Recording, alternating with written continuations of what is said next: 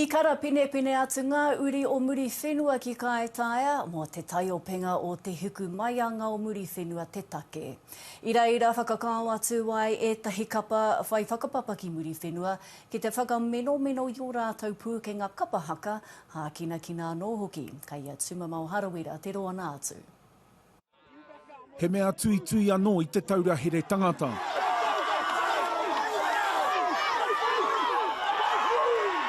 Tai atu rā hoki ki te tū tapatahi o ngā iwi. Kia tū ko tahi ngā iwi o te kāinga. Ne? Ko nei āhua wehe ko ngā whanaunga o te kāinga me ngā tini kaupapa. Ko te mea nui, ko te ngahau e hoa, engari kāre kore, he wairua haka taitai kei roto i tēnā. Koni atu i te whiturau ngā kaihaka i tū ki te ātamira o Te Hiku Maiangi o Muriwhenua.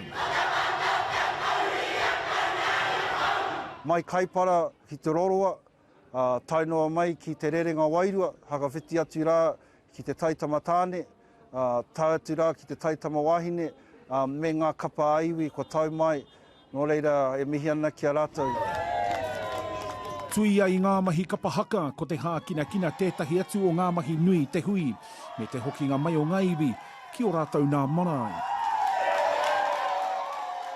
He kaupapa anō rā ka tae ngā whānau te hoki ki ngā marae, ki te noho tahi, ki te wānanga tahi me ngā waiata o tēnā pito o te kāinga.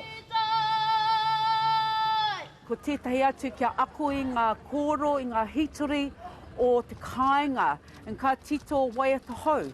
Ko te mana ko ia kātū Te Hiku Maiangi o Muriwhenua i ia rua tau. Ka riro i tēnā iwi o Muriwhenua te mana whakahaere o tēnei hui. Tūmama o harawira, te ao mārama.